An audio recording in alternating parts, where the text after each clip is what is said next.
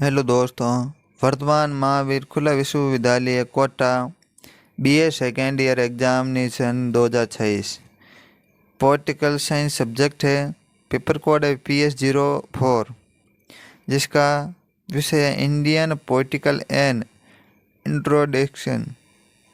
भारतीय राजनीति एक पर्ची है जिसका एग्ज़ाम 14 अगस्त 2026 को है।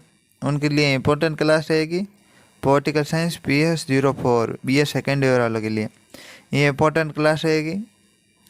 इनसे पहले भी हमने क्लास ले चुके हैं, वो भी ज़रूर देखें, और पिछले साल वाली क्लास भी ज़रूर देखें 2025-26 वाली, क्योंकि इम्पोर्टेंट वे भी रहेगी। सभी क्लास देख लेना जिससे इससे 85% आपको 7% मिल जाएंगे। और 70 नंबर का पेपर होएगा और 3 घंटे टाइम होगा आपके पास।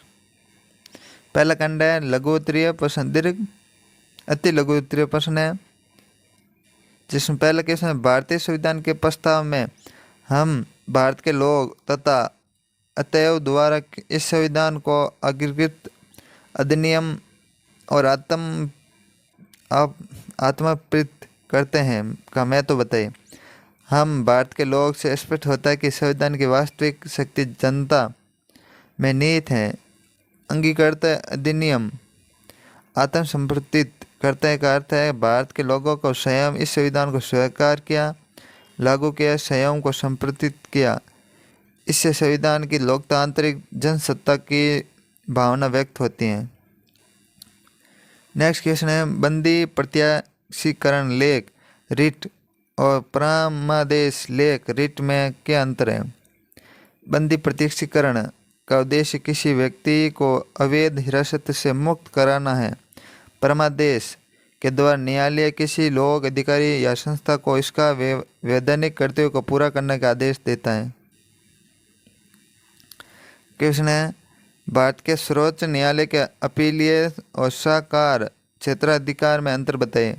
उत्तर अपीलीय क्षेत्राधिकार के अंतर्गत सर्वोच्च न्यायालय उच्च न्यायालयों के निर्णयों के विरुद्ध अपील सुनाता है। सलाहकार क्षेत्रीय अधिकार में राष्ट्रपति द्वारा भेजे गए संवैधानिक या विविध प्रश्नों पर न्यायालय अपनी राय देता है।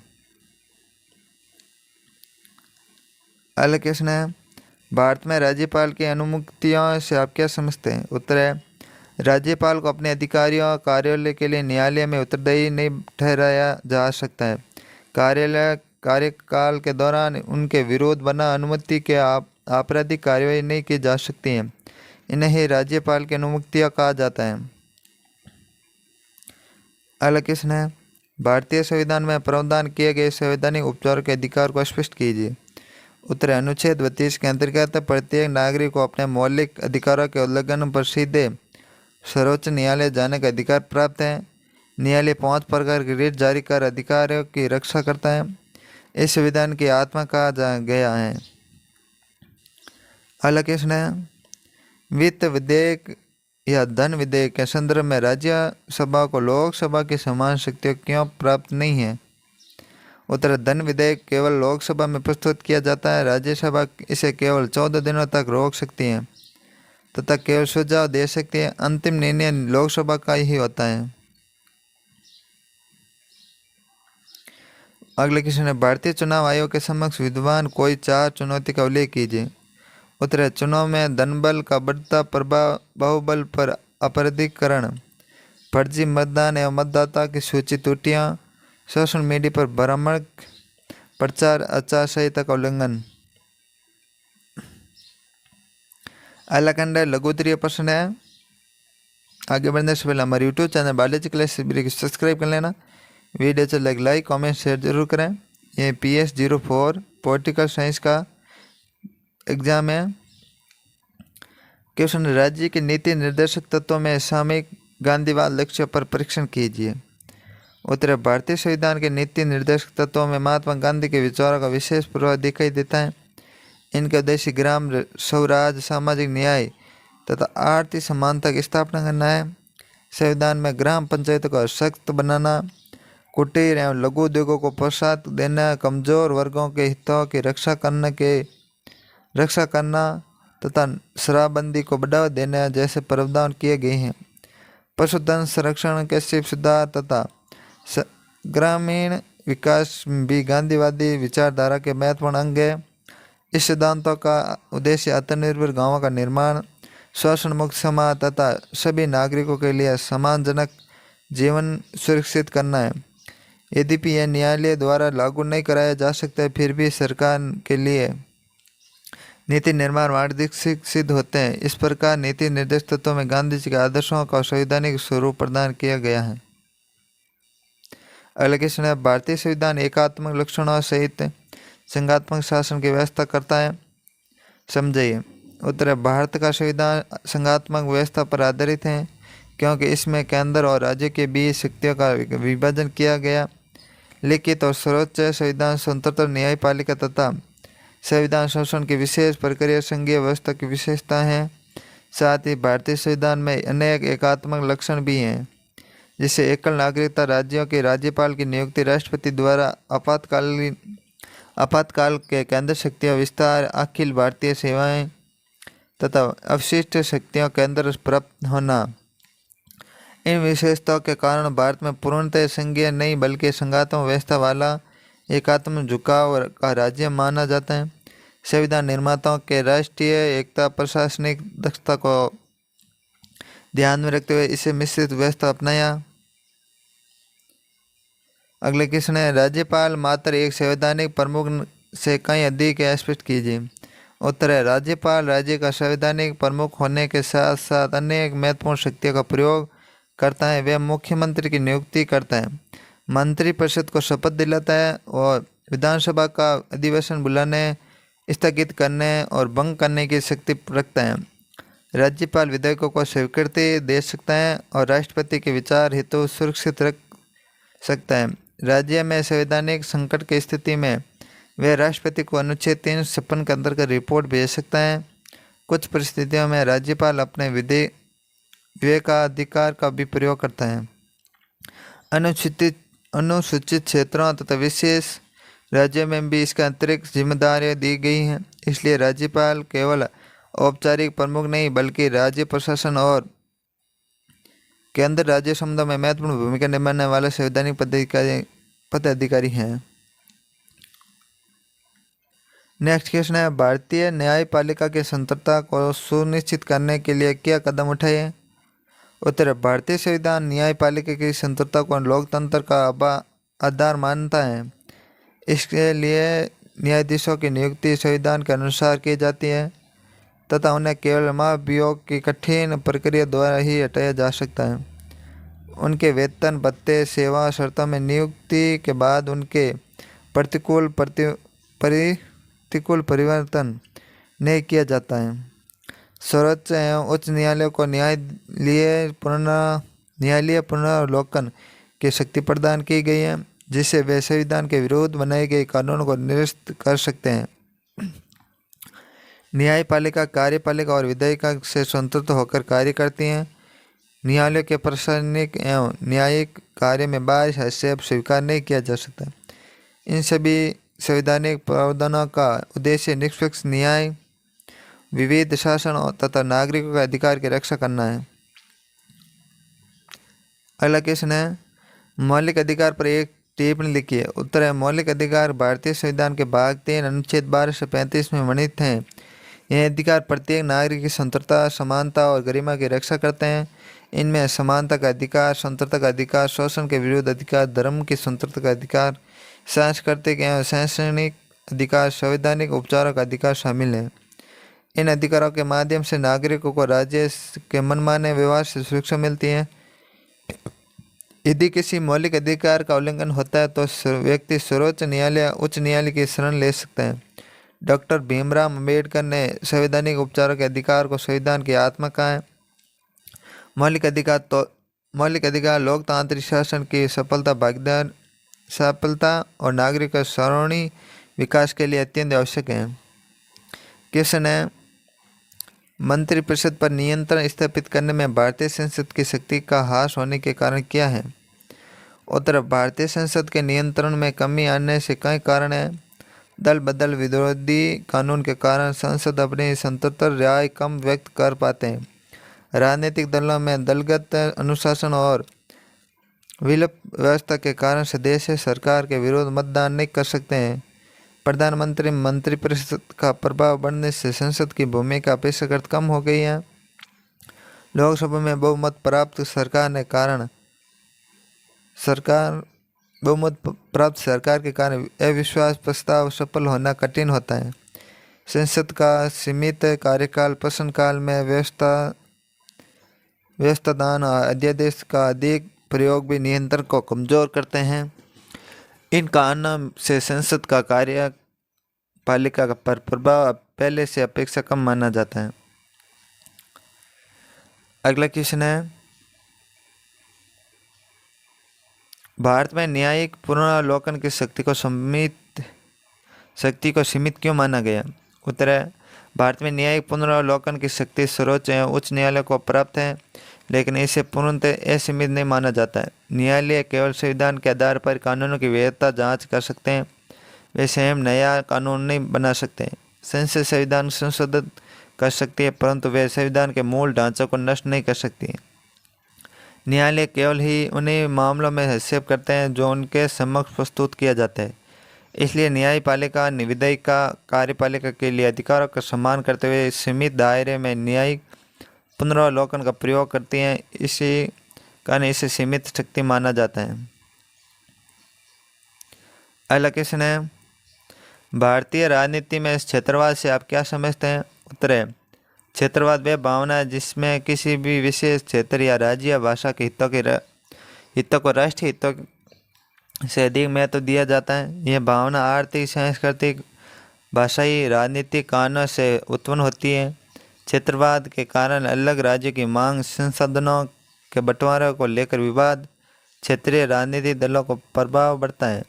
सकारात्मक रूप से क्षेत्रवाद स्थानीय विकास और क्षेत्रीय पहचान को मजबूत करता है, जबकि नकारात्मक रूप से राष्ट्रीय एकता और अखंडता के लिए चुनौती बन सकता है। इसलिए आवश्यक है कि सभी क्षेत्रों का संतुलित विकास हो, राष्ट्रीय एकता और क्षेत्रीय हितों के बीच उचित समन्वय स्थापित किया जाए।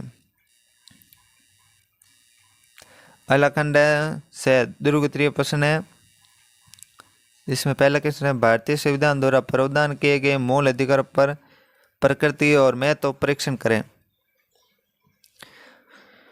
तो उत्तर है, भारतीय संविधान भाग 3 के अनुच्छेद 12 से 35 में मूल अधिकार का उल्लेख किया गया है। इनका उद्देश्य प्रत्येक नागरिक की स्वतंत्रता, समानता और गरिमा की रक्षा करना है। यह अधिकार लोकतांत्रिक शासन के आधारशिला माने जाते हैं तथा नागरिकों को राज्य के मनमाने कार्य से सुरक्षा प्रदान करते हैं। और वर्तमान में भारतीय संविधान 6 प्रकार के मूल अधिकार प्रदान करता है।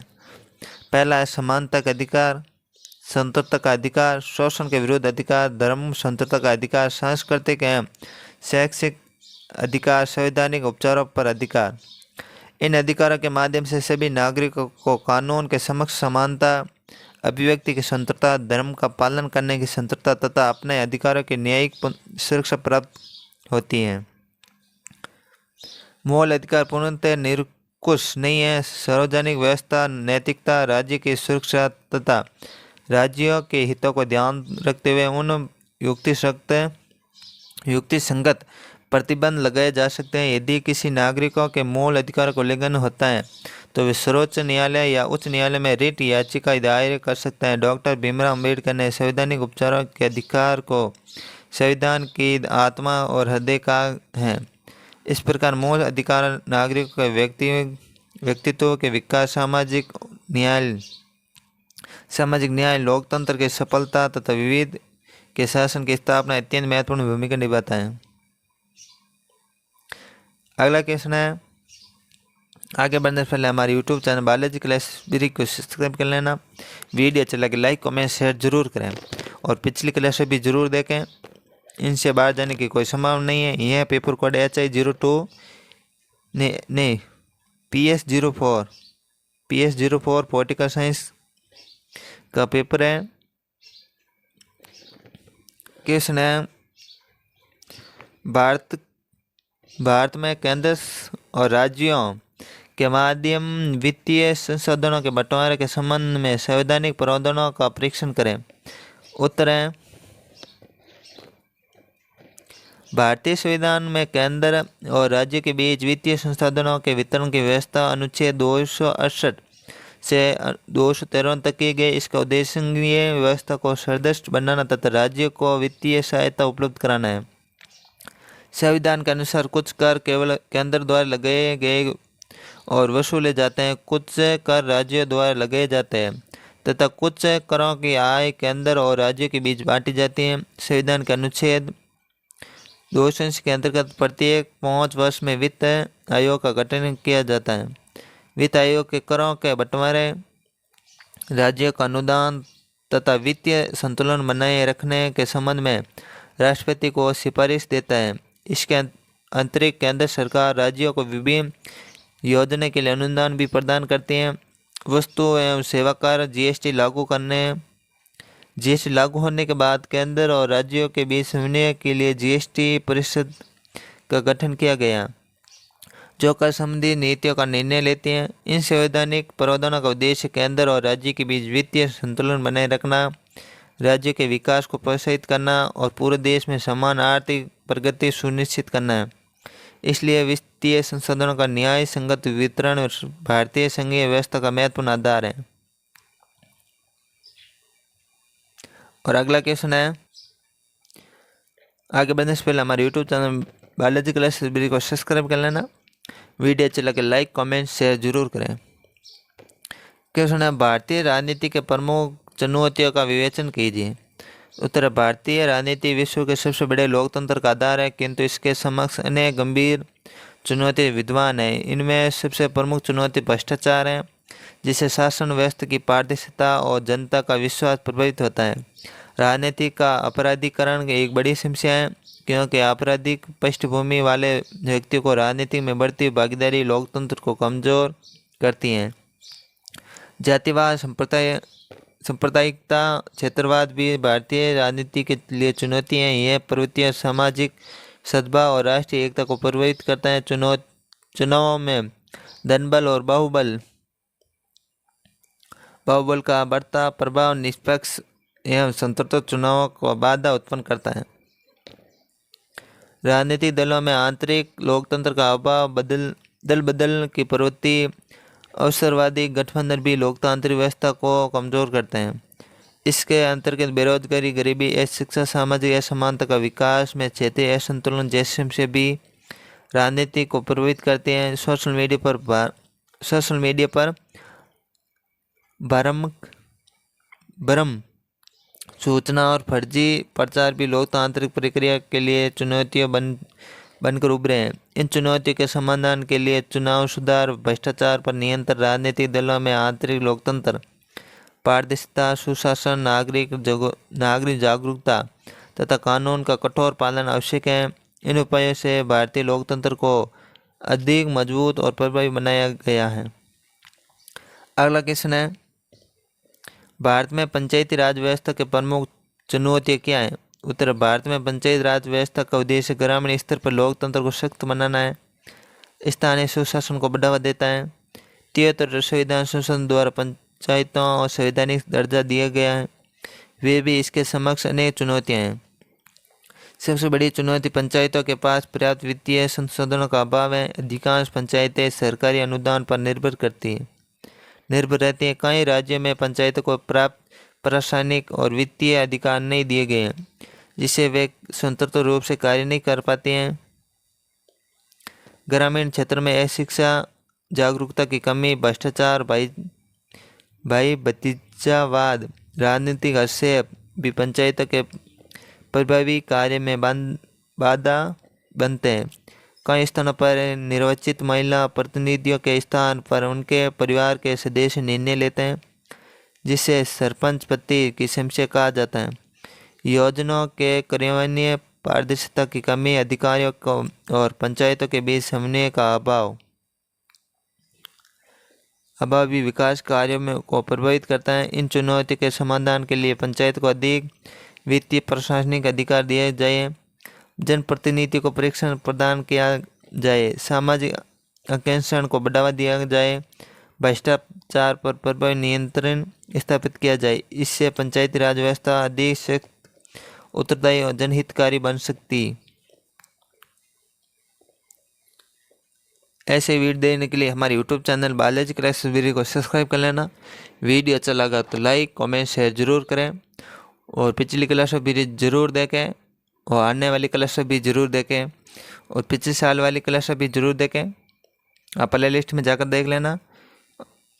80 से 85% से अधिक आपको क्वेश्चन मिल जाएंगे इन क्लासों में से, सेम टू सेम। कुछ क्वेश्चन लैंग्वेज अलग होगी, वो भी आपको मिल जाएंगे। लगभग 100% आपको यहाँ पर मिल जाएंगे। एक बार ज़रूर देखें सभी क्लासें और वीडियो को लाइक ज़रूर करें।